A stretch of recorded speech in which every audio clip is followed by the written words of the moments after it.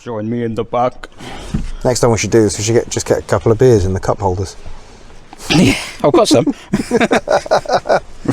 Promoting. I'd be promoting drinking and driving. We're not driving. No, it's true. Yeah, we're very blatantly not driving. We're in a workshop in the back of the vehicle. There you go. That's quite satisfying. It is. Yeah, it's quite a nice club. But that door. I love the trigger. Do you know what that is? It's a BX. It's like a BX handle upside down. It is exactly what it is. But it's way too much movement. Why is it? Yeah, I know. It's a lot of movement, isn't it? But that. Oh no, that's not ruined. That. Hang on. It's a good clunk. That's a good clunk. That is a very good clunk. If you notice when you open the doors are really thick. Like yeah. This is it looks like chunky. It looks like a president's car. It's proper. Yeah, it's a big old thing. Well, it should be. It's massive. Yeah, well, quite. That's the thing. There's so much of it that it's just. What's that down there? It's a little space where you put some things, isn't it? I didn't know if it was a charge pad for a phone or something. I imagine that you can probably spec it to be a charge pad. If you pay the monthly subscription. Exactly, yeah. And these are your little nodules where you can mount the. I think you can mount the screens if you want. If you've got the optional screens, you can mount them in there. Sorry, I have to. That's all right. It's fine. I'm with you on I'm that. not here for the chaos.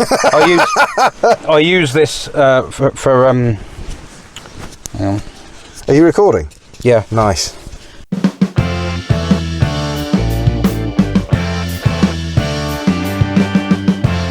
Hello and welcome to Overbore. I'm Alex. I'm Brenda. I'm not going to do it. I'm not going to do it. It's like having a personalised plate. This is Rich. Welcome to Overbore. That can be our thing. I refuse to introduce myself. I think it is our thing now, isn't it? Given you've just done it. I can't introduce myself. I'm like a vampire who's not been invited in. You know, vampires can't go in somewhere. Is that so? They have to be invited. Oh, I didn't know that. Yeah. Oh, okay. You know more about vampires than I do. I watch What We Do in the Shadows. Oh, I see. I don't watch any vampire films. It's not a film. I don't even know that, see. Cameras there. Yeah, good. So, welcome to Overbore. This is about cars, by the way. Ostensibly a podcast about cars. Not vampire, I don't know, films, TV shows. Do you know what? I watched the last series of What We Do in the Shadows. Yeah. Right, and do you know what car? Oh, very good. In Manhattan. Go on. Which is how he says it. Okay. What car was in the parked on the side of the road? You won't be able to guess. I think you're going to tell me, so we might as well just skip to that bit. An orange Mark 1, Series 1, Citroen CX. Wow. In New York, among all the SUV crap. Orange? Well, it was night time. I took a photo of the still, which was not still. I paused it on Netflix, or whatever it was, Disney, and then... You took a photo of the pause screen, proper boomer style, yeah, nice. Just took a picture of the screen. What you've got on your phone now is a really grainy picture. Yeah, it's on that phone there. An orange CX. But I'll overlay it with the power of editing. Nice. I'm going to put it on there now, and you can see. What about people who are only listening, who aren't on YouTube? They can't see the orange CX. They will just have to imagine, and go on my socials. Go on the Overbore socials. Go on our socials. And it will be on there. Amazing. If we remember the password. Well, yeah. If we remember to do this, which we probably won't, to be fair. So.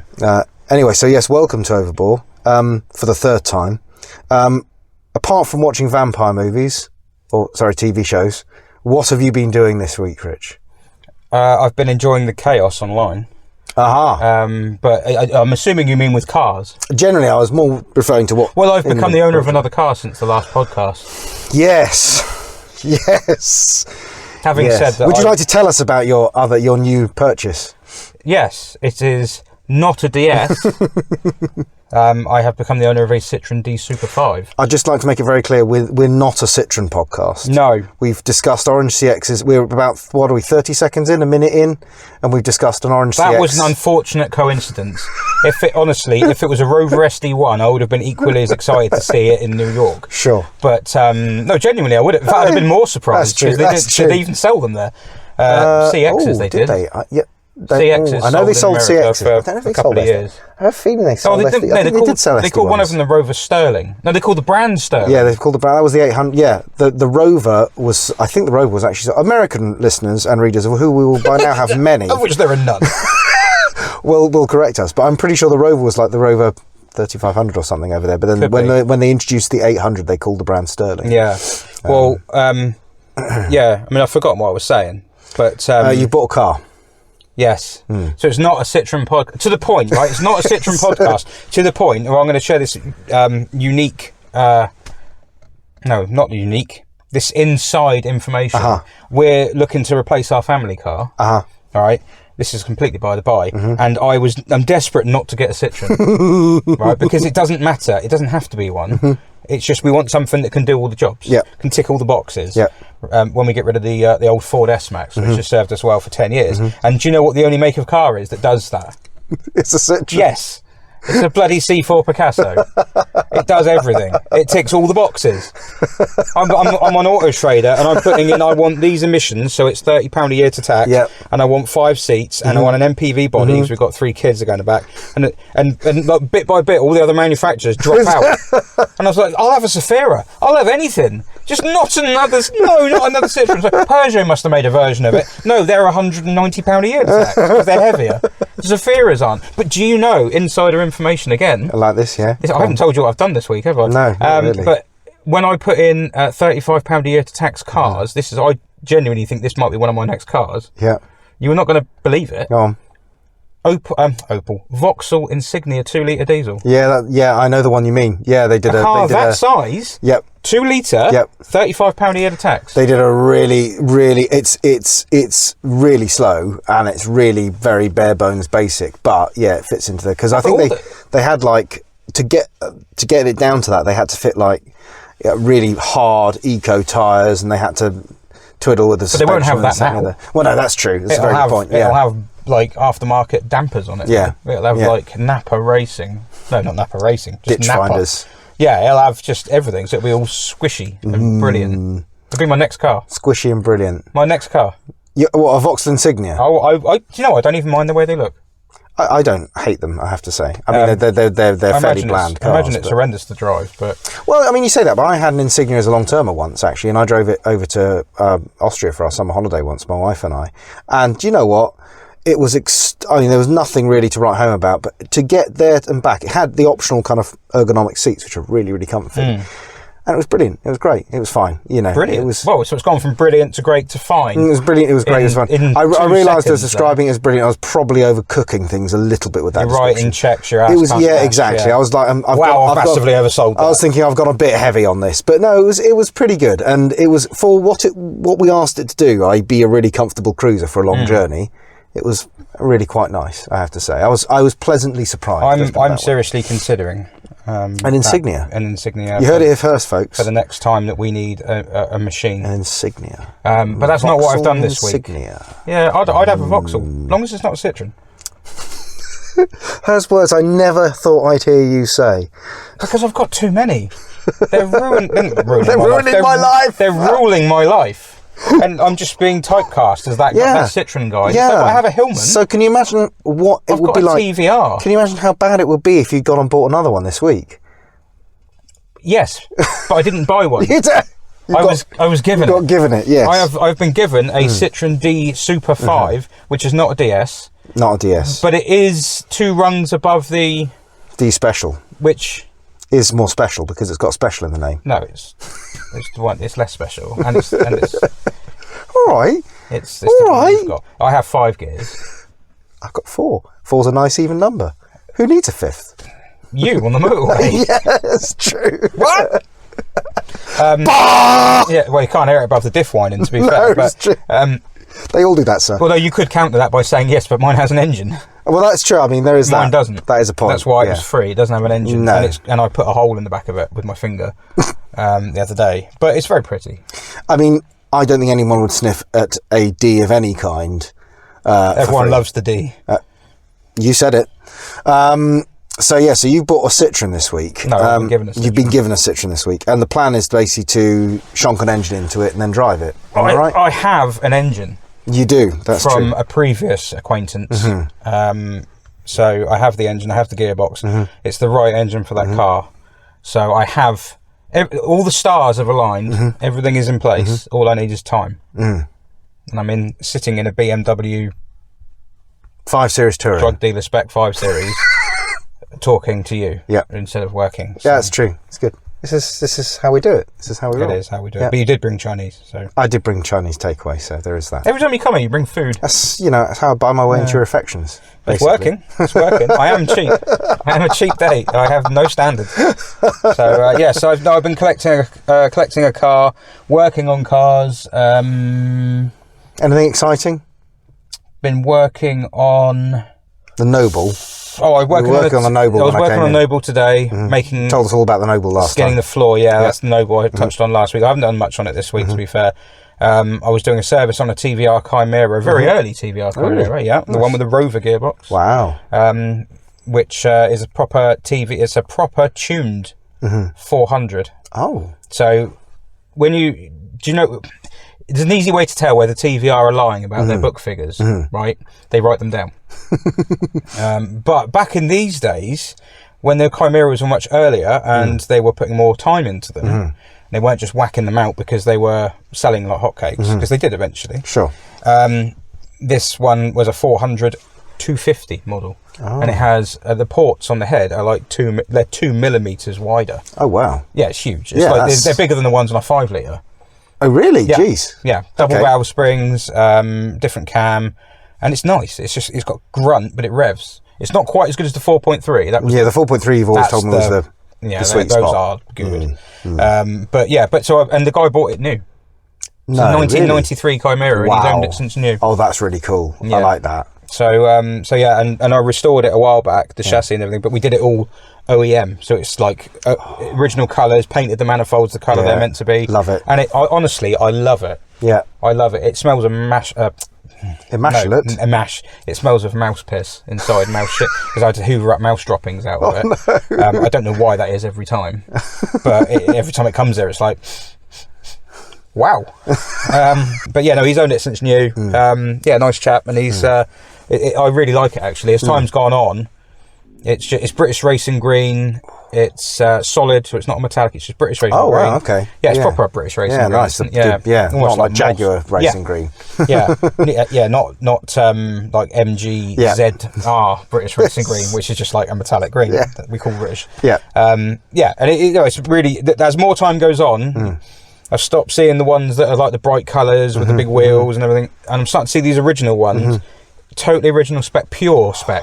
This is the car that Peter Wheeler and John Ravenscroft designed. Yeah, when they set out and they had this amazing idea, that's what they came up with. Yeah. And what happened over time is they changed it. But I like that first iteration of it. So I was working on that in the beginning of the week, and then I was working on another TVR, which I won't go into massive detail, but it's a 2500M with a Buick Odd 5 V6 in it. Oh, yes, the one that's behind us here, isn't it? Which has come from New Orleans. Lovely. Yeah. It's a great looking car, that. Yeah, what was the Hurricane they had? Hurricane Katrina, was it? Oh, the recent one? It was back in the day. Yeah, that was Katrina, Yeah, it survived that. The flood water came up to the garage, but didn't go in. Oh, wow. Amazing. What a story. Oh, I'm doing videos on it. That's got a very cool story. That one. Unfortunately, the guy who built it died. That's the whole reason it's here. He passed away. He was old. Yeah. Yeah. So, so I've been working on that this week as well. Great. Trying to figure out how to change parts on a Triumph TR6 diff. Okay. Because I've never done it before. And that's in the 2500M. Well, that'd be a coincidence if it wasn't, wouldn't it? Well, true, I suppose. So, what have you been doing? What have I been doing? Yeah, I'm going to pretend I'm interested. Hey, fair one. I have been driving this BMW. If you turn around and go, I've been on a date with Kelly Brook, then you'd be quite interested. I'd have been like, yeah. Why did you not say this earlier? But I knew it was going to be, I've been test driving this black car. Well, it's that. I have been driving this BMW, which is a 530e Touring, which is a plug-in hybrid. We'll tell you more about that later. I'm sure Rich will ridicule it because he doesn't like it very much. There's some bits of it I like. That is a very nice, it is quite... Well, I'm going to state this. That's the best clunk from an interior I've had. Clunk. That's the best. That's the best clunk. Yeah, impressive. I don't think it's 85 grand's worth of clunk. No, I mean, that's how much this car does cost. It's £85,000, which is a lot of money for what it is. It's a lot of money. And the other thing I've been doing is driving a Citroen. It's not a Citroen podcast. I've been driving... I don't know you've been driving a Citroen. Well, now you're interested, aren't you? No, because all the new ones are crap. Actually, this one isn't. Really? This one is called the C3 Aircross. It sounds crap. It's a little SUV. Which I know you won't like. You're not selling it. I know you won't like, but everything's an SUV these days. The only one I'm interested in is the AMI. Yeah, but the Ami's not even a proper car, really. No, I know, but I really want to go in one of those. So what's good about the C3 Aircross that I like a lot is it's kind of goes back to those basics of cheap, affordable, practical, utilitarian transport. But it does cheap? So. It starts at 20 grand, which is quite affordable in this day and age for a new car. Yeah, I've got it down the back of the sofa. Not a problem. When you look at how much everything else costs, we're sitting in an £85,000 5 Series here. 20 grand for a nice. If I had 20 grand, I'd buy a couple of inlet valves for my SM. I wouldn't buy a C3 Aircross. It represents poor value for money. Yeah, I accept that, but I don't think the rest of the country is going to get their family around on 2 inlet valves for an SM, are they? No. So that's the problem. No, I liked it a lot, actually. It's comfortable. It majors on comfort.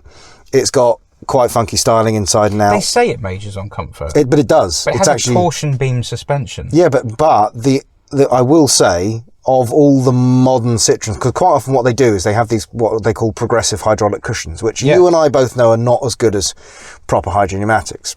It's bollocks.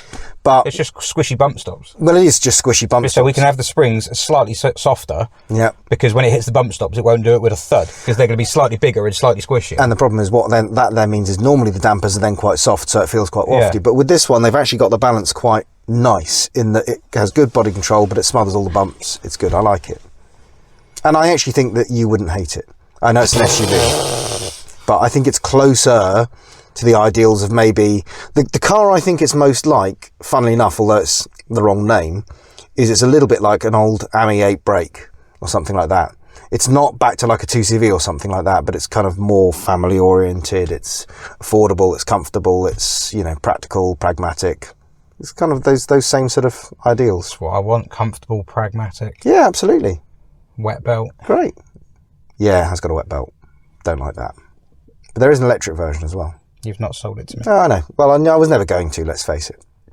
I don't. But you just need to know that it's a good little car by the standards of modern cars. By the standards of modern cars. In your opinion? In my opinion. And that's what I'm paid for. Yes. Sadly. Yes. You might have been bribed to say that. So, you know, Citroen might have...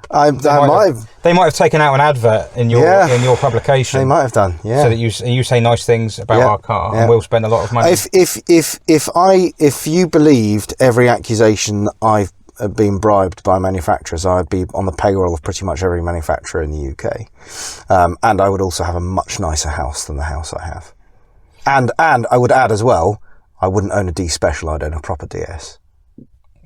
So there you go. But the thing is, if you took bungs off every manufacturer in the UK, eventually the bung's meaningless. It's not. Yeah, because if they're all doing it, then they should all go, well, none of us should do it. Yeah. And then he's stuck. Well, Is he going to slag us all off? Yeah. So that's why they don't do it. They should take note. They should.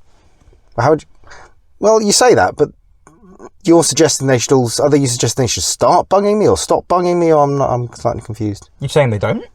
I'm saying they don't, yeah. They don't. They don't. They don't. In inverted commas, they don't. No. Yes. This is how the Soviet Union started. Quite. Probably. So we've gone from engineless Citroens and vampire movies to the Soviet Union. Yes. It's a car podcast. What We Do in the Shadows is not a movie. Actually, no, that's wrong. It was a movie in 2014.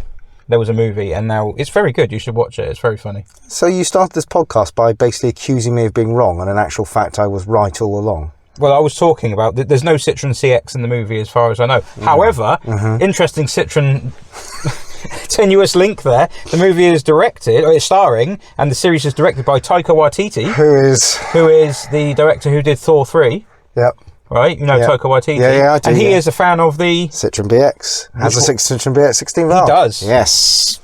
Yep. And he's also done little comedy sketches with a Citroen BX. Yep. It's not a Citroen podcast. It's not a Citroen podcast. So basically, what I'm doing is I'm slagging off new Citroens, so the company won't like me, but talking about the old ones, so the listeners won't like me. Nobody's going to like you. No, I made my peace with that some time ago. You should start taking bribes. Who's going to bribe me? What, to not talk about Citroens? Pretty much. Pledge us some money. I will not talk. I will not. No, I got one this week. I got one this week, and I promise that. What, a bribe? No, not another one. I promise I would not be looking at these Picassos if anything else. No, I lie. There's one other car that does. Oh, go on. The Scenics. The Renault Scenics, 1.5 DCIs, but apparently the engine in those are grenades. Whereas the engine in the Picasso, the 1.6, the Ford PSA collaboration. I heard bad things about that engine. Until about 2013. After 2013, allegedly they had eye on the Quintel. Okay. And they were actually not bad until the blue HDI came along, which is the one that uses AdBlue, which is the Euro 6 car, which is free to tax. And can go into London. Not that I would want to do that. And those have much more. They have more sensors. You have to put AdBlue in them. The pumps fail. Oh, really? That pumps the AdBlue. Yeah. So the one I'm looking at is the AirDream. They've called it the AirDream. They did. Yeah, I remember that spec. Yeah. 1. No, that's the engine spec. Which? Hang on. Which Picasso is this? Is this second gen Picasso or third gen? Third gen. So the one with the split headlights. Yes. Nice. I quite like the way they look. Nice is strong. I like the way they look. I think they're quite good. Basically, it's a means to an end. We've probably got another 4 years where we've got to fit 3 big kids in the back, and you need 3 individual seats when they get that big. I mean, I think they're quite good looking cars, but then I think lots of odd cars are quite good. I C3 Picassos as well. I think they're quite good looking cars. C3 Picassos, I don't think look great. This isn't a Citroen podcast, by the way. It's not a Citroen podcast, but they are highly revered on piston heads.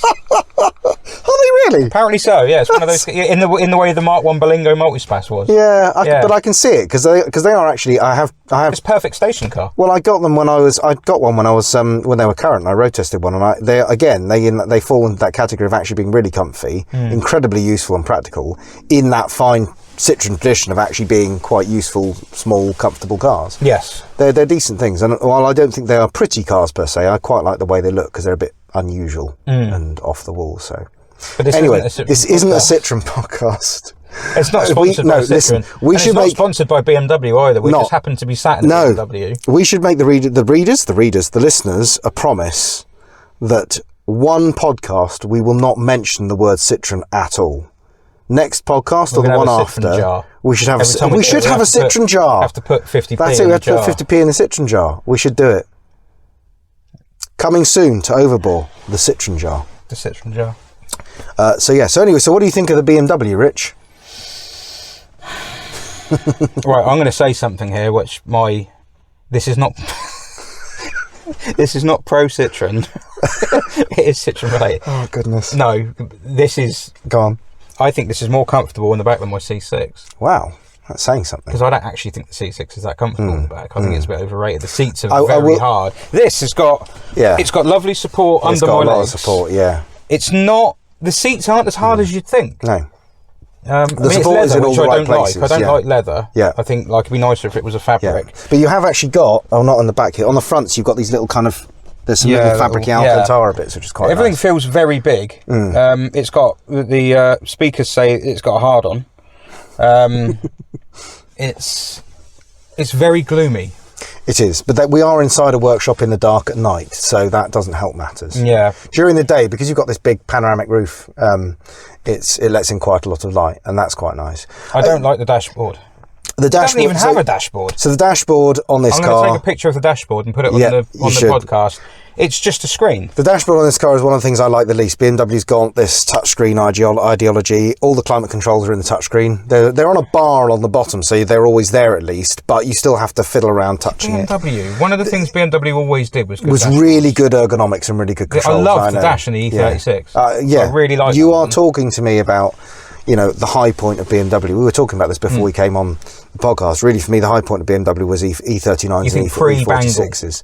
Pre-bangle. That, for me personally... I actually love the interiors of the Bangle cars. I love the I like the way they look. I love the interior of the Z4. Yeah. The E60. Yes. Z4 interior look fantastic inside. Even that 7 Series looks... Yeah.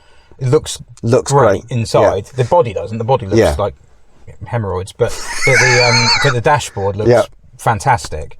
But I know what you mean. The era before that, the 46s, the 39s and things, they're just right. Had a wonderful... I remember we had a 318 in here, which I put an M3 engine I remember it, yeah. Right. Well, before it was that, when it was just a 318, it was a Y-Reg, 130,000 mile, red, basic 318. And I remember driving that car thinking, what more do you need? Yeah. It's everything. Yeah. It was comfy, it was quiet, it was nice around corners, it was built well enough, it didn't look offensive, it had a boot. Yeah. I mean... As I said to you, I had an E39 528i, which I adored. I had that for 2 or 3 years. And I bought it on 105 140-ish thousand miles, and I ran it to about 100. I bought it on 120, ran it to 150, and in that time it popped an ABS sensor, and that was it. Nothing went wrong with it. Absolutely brilliant. Literally exploded. Whoa, really? No. But nothing else went wrong with it, and I drove it to somewhere in Europe, and we did a European road trip in it. We just did all sorts with that car, and it was so comfy, and it had heated seats, and it had cruise control, and it had all the toys. And you didn't have to pay a subscription for them. And you didn't have to pay a subscription for them. That's something I need to look into, actually, because this car does have heated seats, and I need to ask BMW whether I have to pay a subscription for it. I haven't asked them yet, but I will. You would think that because it's a press car. Well, the subscription's already paid, but what I'd like to know is whether your esteemed readers would have to. Well, exactly. I actually think there is one. I mean, I think that is awful, right? Yeah. That whole concept. I agree. Horrendous. I'm absolutely with you on that. However, there's one benefit. Yes. To normal people, the used car buyers. Yes. Because now all you have to do is find the car the right colour. Yep. And then you can just pop. If it's the mileage and everything and it's local, done. Yep. I'll just add my subscriptions to it. You can can activate or deactivate the random things. I mean, I completely agree with you. Generally speaking, I hate this idea of subscriptions for options because you end up paying way over the odds. If you keep that car, because the idea is obviously you won't keep that car very long, so you won't have to pay.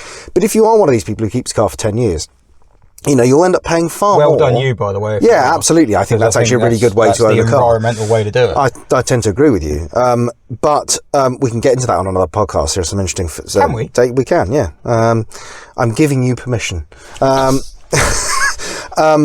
you end up paying way over the odds for something that you could just pay a one-off fee for. I'd be annoyed as well that I'd paid 85 grand for a car, knowing that underneath my arse, there are elements in the seat that can heat it up. Yes. But I'm not allowed to use it. So this car has... I have them. They're literally... I've bought them. Yep.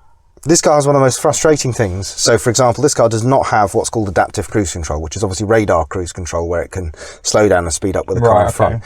What it does have, though, is something called adaptive regeneration, whereby it's got regenerative braking, which basically is where you lift off the throttle and it reverses the electric motor to provide friction, which generates electricity. Right. Now... one of the things this car does is if it senses that the car in front is slowing down, it will apply more regeneration so that you slow down more rapidly, and it will adapt that depending on what's in front of you. Okay? So it has to have the sensors there to work out what's in front of you. But it hasn't got adaptive cruise control.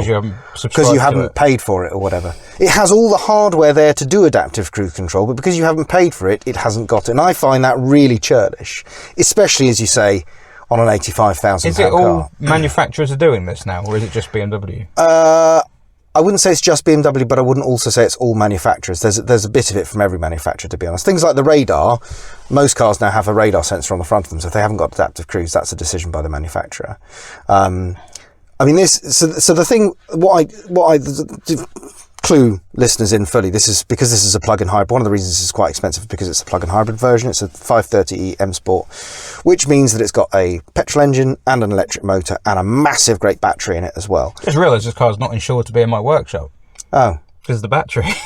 Oh, really? I haven't ticked the box to say I've got electric cars in it. Well, it's not electric, it's a hybrid. Well, it's got the battery.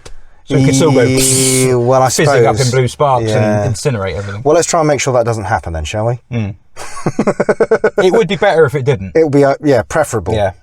If I left it in here overnight unattended, it would be a risk. Risky. Yeah. I see. Interesting. It would be risky. Interesting. No more risky than me welding an old car, of course. I suppose. Well, just don't weld any old cars near this one. Right. Because that could be a real problem. Because it could incinerate. Yeah. Okay.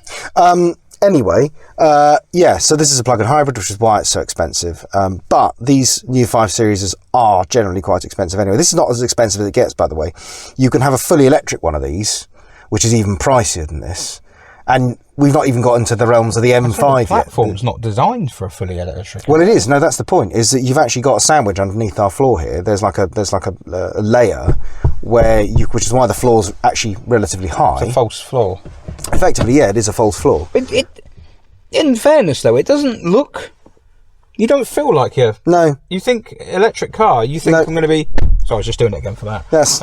You think electric car. You're going to be up high. Yep. Like some gawky crossover or something. Well, no, they're not. They're not all electric cars are like that. But actually, you will notice if you look at some electric saloons, they sit a little bit higher than normal. It is big, isn't it? But yeah, this is a big. How far away that big. This is a big feeling car. Yeah. It's a huge, and you notice it when you're parking it as well. Like especially if you're, it's not impossible. It's not hard to park, but it's just you're constantly aware of the width and the length of it. It doesn't park itself then. There is a system in which it will. I've not tried it out yet. Subscribed to it. It did this to me the other day. I pulled up in motor services and I stopped and I was about to reverse and it went, "Hey, would you like to reverse into the described space or something like that?" $4.99. And I was sat there going, I kind of want to try that, but there's somebody waiting behind me. I just need to actually park the car at this point. Yeah. I couldn't figure. I was in the heat of the moment. I couldn't figure out which button to press to try it. I'll try that later. Did the car later. say that? Yeah, it worked out where the parking bay I wanted to go into, wasn't it? It was like, "Do you want to go into that parking bay? Press thingamajig if you want to," and it would then do it by itself. I'm such a Luddite. My Peugeot 106 has a pop-up sunroof. I drive every day. To be fair, this is let's remember again, this is an £85,000 car. And the Peugeot 106 is an £85 car. Not even that. No, really. technically not. No. How many MPG does this do? Well, it very much depends on how much charge you've got on the battery. That's the thing. Okay, so in a best case scenario? A best case scenario, infinite, because it will just run on the battery power and then it'll charge it up again. Worst case scenario, on the trip computer? On the trip computer the other day, I did a long run on the motorway with it without any charge in the battery whatsoever. So I left with 0 charge and it got about 45 to the gallon. Which is the same as my Peugeot 106. Which is pretty much the same as your Peugeot 106. But don't forget, this is a much, much heavier car. So for it to get 45 to the gallon is not horrendous. But the idea with a car like this, with a plug-in hybrid, is not so much that you'd run it around without any battery charge in it all the time. I noticed it had no battery in it when you got here, though. It didn't, because I haven't been able to charge it up. Is the charging up element of it not particularly great? Well, it's not that. It's, if you can imagine, I charged it. So I drove it down here. I charged it at home before I left home. It left with 52 miles of charge. It's more than 52 miles to get down here. Then you did 140 miles an hour on the A3. Obviously, yes. 5:37 p.m. Because I'm in a BMW estate and everybody thinks I'm an unmarked police car. Yeah, between Guildford and Lippert, just in case any of the cameras were switched on. Yeah, quite. Yeah. I've got to test these things, I've got to see what it's like at that sort of speed. Yeah, 100%, yeah. For clarity, just in case any police are watching, I did not do 140 miles an hour. That's what you said earlier. So I've used up all the electric charge to get in the process of getting down here, at which point I think it got something like 90 odd miles to the gallon because the small amount of petrol it was using was counted by the electric. You'd think that I would have thought that would have got here with 100% battery. Well, because it hasn't got the range to get all the way here, so it's got 52 mile range. Yeah. Yeah? And it's 86 miles here. So it'll do for the first 52 miles on the battery power, and then it'll be using the petrol. So it doesn't use the electric to supplement it? It can do. You think that would be a better way of doing it? Because then it will always keep it topped up. Well, so I had it set to hybrid mode, where it will decide whether it's better to use purely electric or to use petrol with electric backing. And it's obviously decided that the most efficient use of its power was to use mostly electric for the most part, for the first part of the journey, and then to use petrol with an electric supplement for the latter part. So what it's done there is it's run me out of electric basically by about, I think it was about Liss it ran out of electric power. So it's not done a very good job. Well, I think it's done a pretty good job. Surely you want to get here with something. All I'm thinking is, but you can tell it to do that if you want. So if I say to the car, I want a bit of electric left for the return journey, there's a setting where I can ask it to hold the electric power and just run on petrol. But I didn't do that because I want on the return journey as a test to see how much. Because you take your motoring journalism seriously. Well, sort of. Yeah. But as I say, you could. In an ideal world, you would say, right, hold the battery, because I'm going to be driving around town where it's actually better to use electric. So I'll hold the battery, and then when I'm in the town, I can use the electric power in town. And it's quite good, actually. This, unlike most plug-in hybrids, this is really flexible. You can tell this one whether you want to hold the electric, whether you want it to prioritise electric, or just use it as a normal hybrid with electric supplementing and this, that, and the other. You can actually adjust those settings. But you are a motoring journalist. Yes. Not an influencer. No. So you must now tell us something that's bad about this car. I can tell you quite a few things that are bad about this car. Ooh. Because BMW's ears just pricked up. So because of that massive battery. So it's a plug. I thought you were going to say the look, but looks subjective. That grille on the front. The grille. The grille on the front. I have problems with the grille, which lights up. Not only is it there in the daylight, when the night comes and the light goes and you don't have to look at it anymore, it lights up. So you can see where it is. So you can't even forget that it's got it. It's a bit gauche, isn't it? Oh, Let's be a honest. bit? It's awful. It's so cringe. Look, I'm on record as saying I hate modern BMW's design language. I actually think this is one of the less... They don't have a language. This is one of the... It's just gibberish. Here's the thing. This is one of the less egregious uses. Yeah, no, I you know, there are some BMW SUVs that are truly yeah. horrible to look at, in my view. So, but looks are subjective. I tend not to write about looks in my reviews because because some people will love this car. Yeah, I mean, there will be people. It's not my place to tell you whether it's good looking or not. They've generally got dark glasses on and a Labrador, but I don't like it. I don't like the way it looks. Let's put it that way. But so I'm not going to say that was one of the bad things about it. It's in my view, there's something I don't like about it. What I will say is because there's so much weight. So most plug-in hybrids probably have a range of maybe 20 odd miles or so. This one's got a 50-mile range, and to do that, BMW have given it quite a big battery compared with most plug-in hybrids. That means that batteries add weight. Yeah, it's also got the weight of the engine. It's also got the weight of all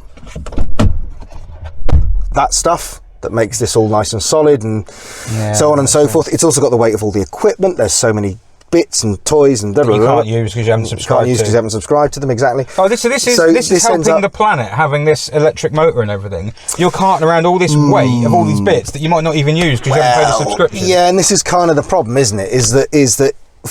So part of the problem is with cars like this is that because they do very well in the emissions tests, they're treated very, very kindly for company car tax. So people often spec them up as company cars, these plug-in hybrids.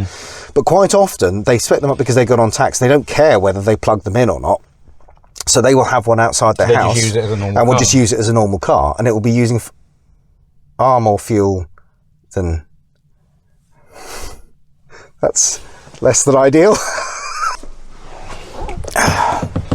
Outside door remind me of the C word. Nice big chunky door handles on the outside. Yeah. Nice big. So we've had to reset the power because this leads us nicely into a little thing. It's so nice little learning moment. Tripped the because the car was plugged in. Yep. We did something for no reason actually. We did something you should never do. Well, there was a reason. We were trying to get the heating working, but it didn't want to do that. It didn't work anyway. No, so we should have just unplugged it. So so we put about 8% in the battery, and it's blown the breaker on the extension lead. Because we had it on an extension lead, and you should never ever do that really. You shouldn't charge an electric car on an extension lead just because it draws such a massive current. So you can do it through the mains? You can do it through it's generally not advised to do it through a 3-pin socket. Right. You can kind of do it as an emergency charge, but if you're going to do it regularly, the advice is you should get a charger thing put in. Yeah, that's right. And you definitely shouldn't run it off an extension lead. You definitely shouldn't do that. A 20-metre extension lead. Probably not. Yeah, probably not. Did you notice all the metal got drawn towards it? All the steel just went across the workshop. And the only reason we did it was because it was on a breaker, which has tripped. So were that not on a breaker, that could have been a nasty accident. So not to be advised. So when I said about this thing not being insured and the flame, I'd sue BMW. Good luck trying. I'd be like, well, if it wasn't supposed to be charged up on the 3-pin plug, why'd you give us a 3-pin plug? Actually, a lot of manufacturers aren't nowadays. They'll only give you the Type 2. And if you want the 3-pin extension, you've got to pay for it. Got to pay extra for it. Anyway, I was getting to the point, which was through a long and laboured process of basically saying, because it's got such a big heavy battery in it, and because it's got the engine, because there's so much weight to it, the suspension has a very tough job of balancing out, controlling all the weight in the car, that up and down motion, and allowing for kind of handling and this, that and the other. Is it like driving a... And that therefore means it rides quite firmly. So it's like driving a Transit that's unloaded?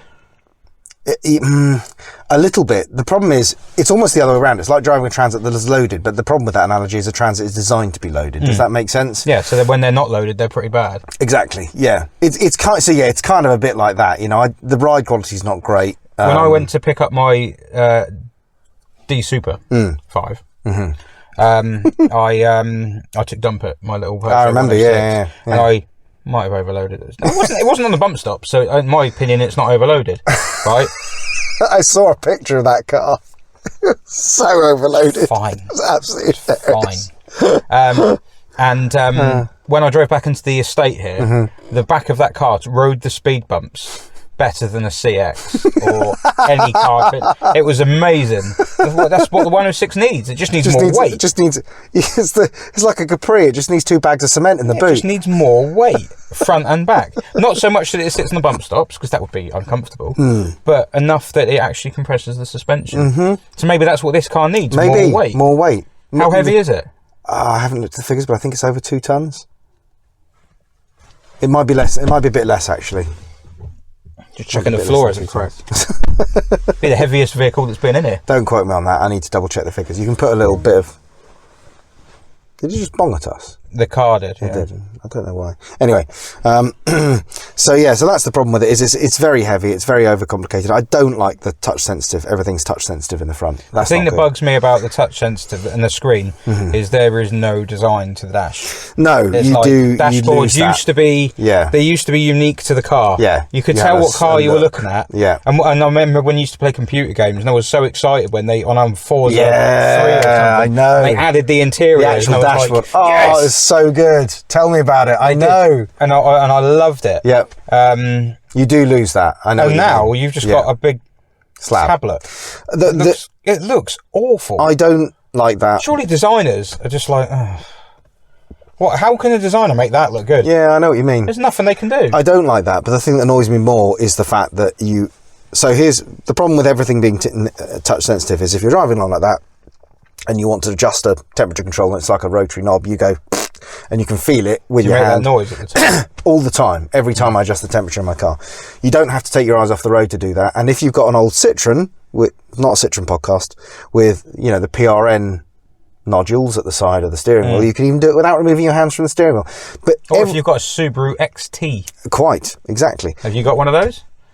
Has anyone got one of those? I think so. No, I don't think I've got a Subaru XT sitting down the back of my sofa at home, no. I'd like to. I mean in your garage. It wouldn't be in your sofa as a car. Well, I might have a model one, you never know. Well, that wouldn't have the little flippy switches and things. Depends how well rendered the dashboard was. Anyway, we've gone a bit down a rabbit hole there. The XT hole. Sounds painful. It does sound painful where I was going.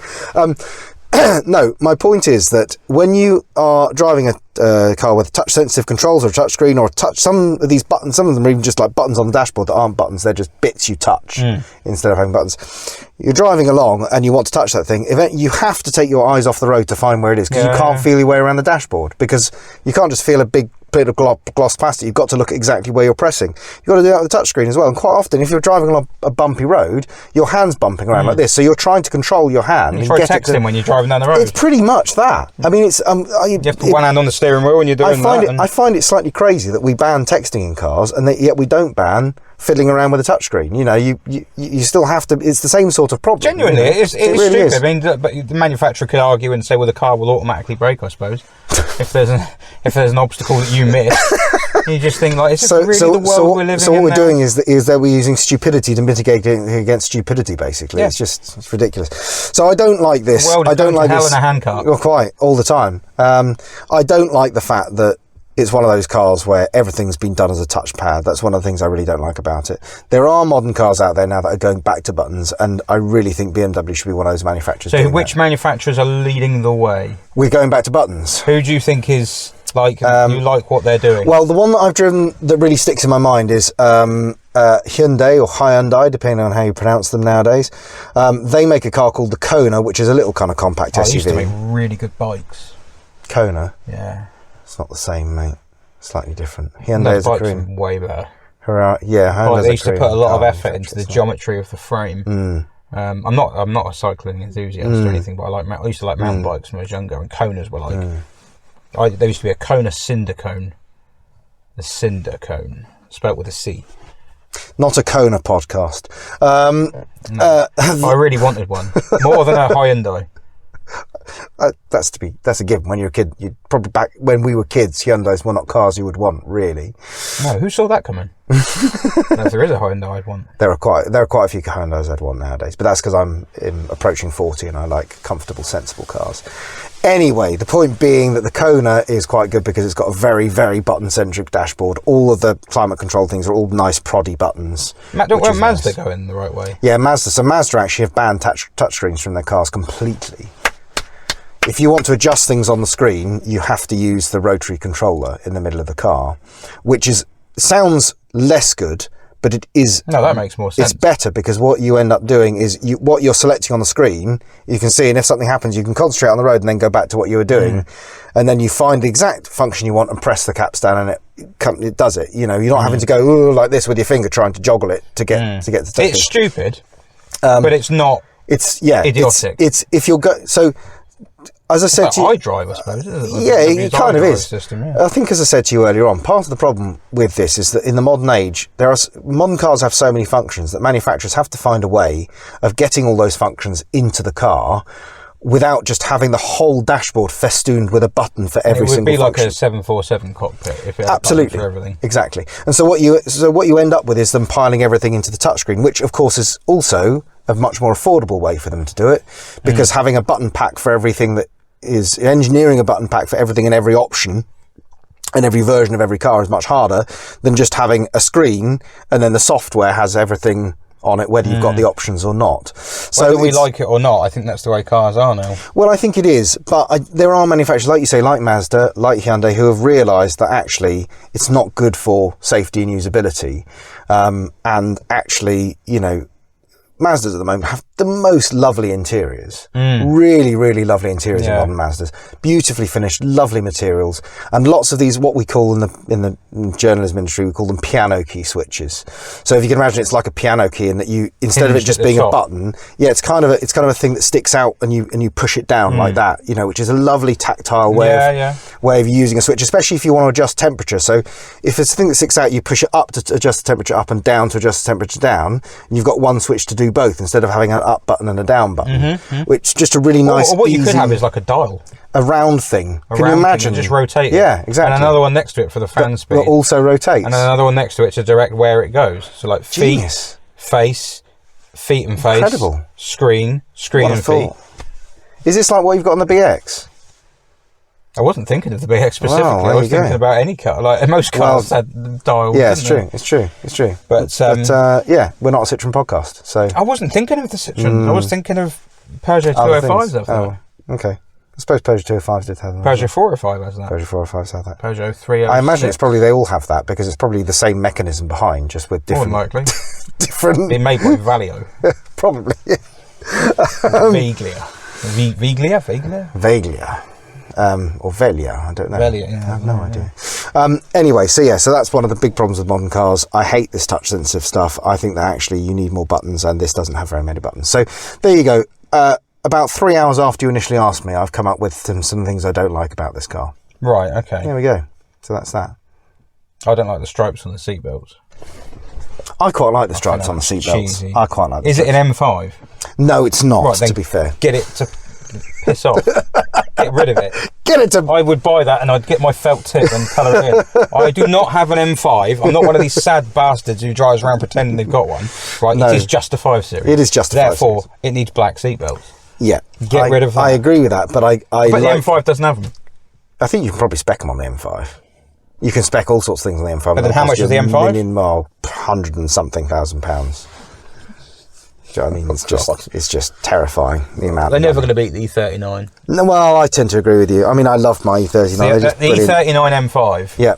Oh, brilliant. The brilliant car. For me, the archetypal super saloon. I wouldn't say the peak of super saloons, but just absolutely beautifully proportioned.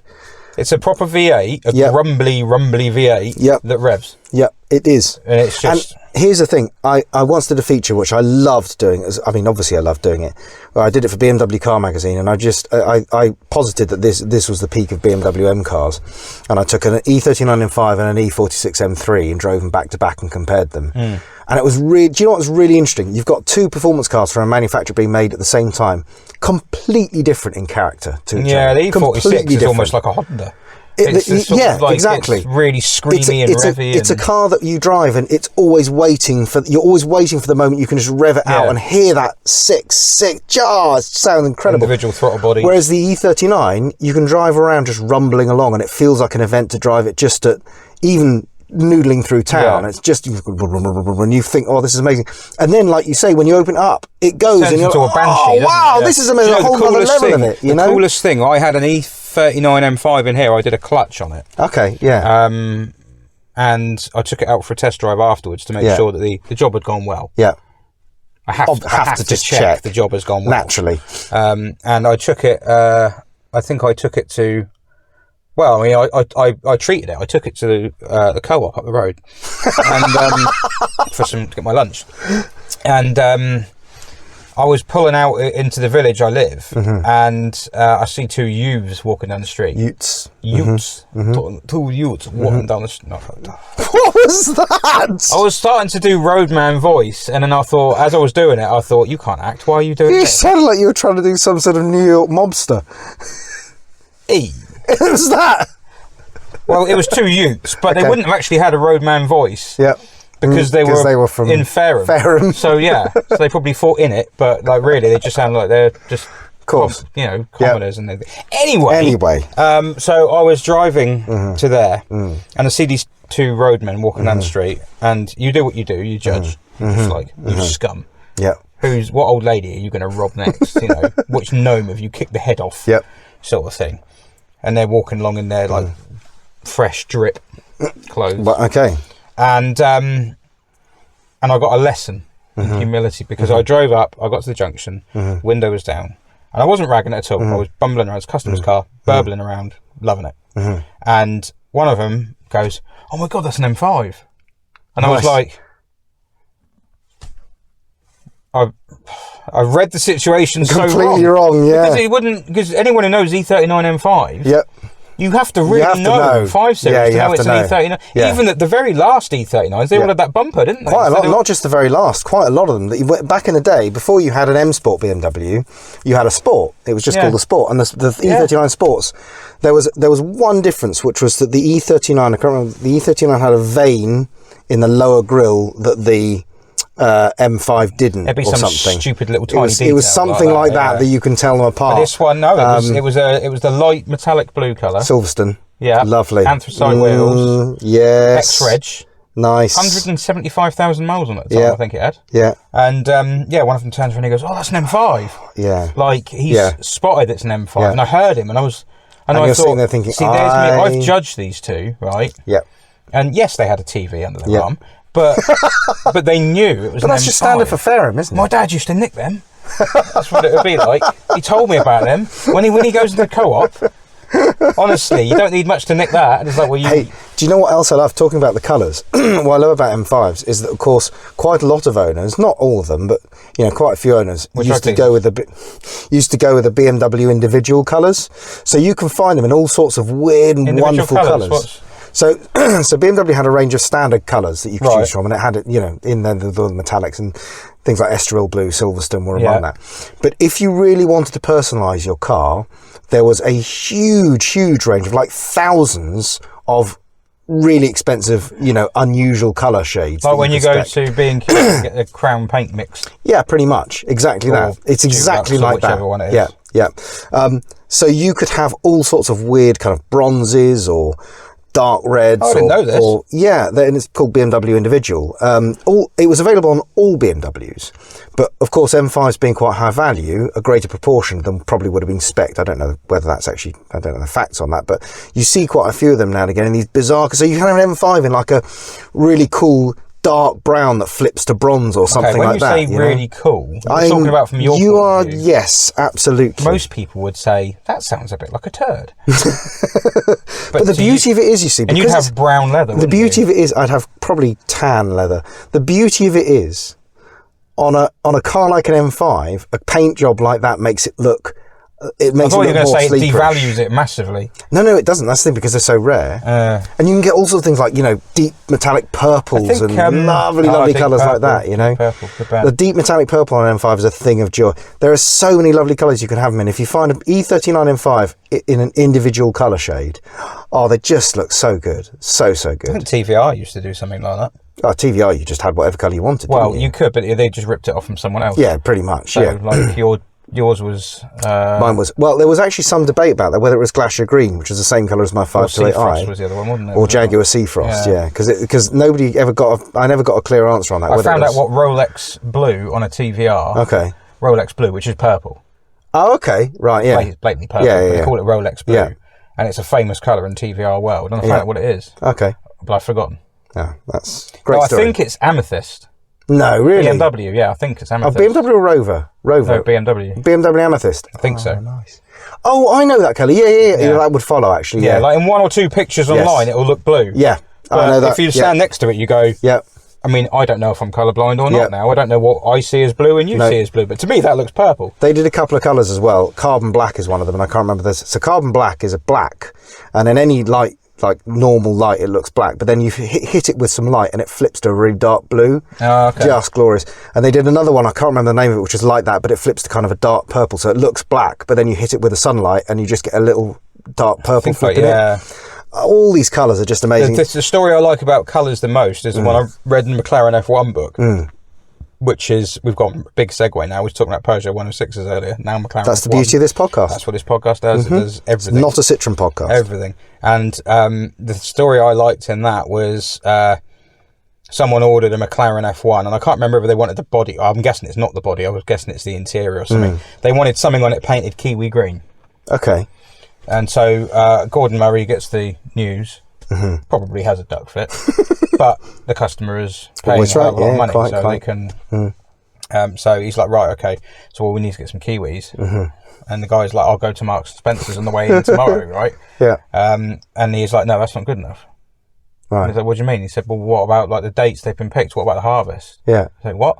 He said, so he has to go to Marks and Spencer's every day for 2 weeks to get kiwis every day, so they can record the colours of them and take an average of all the kiwis to get the right shade of green for it to match. Because the kiwis one day might be a slightly different shade of green to the next. Oh my giddy. So when someone says kiwi green, it has to be. Yeah.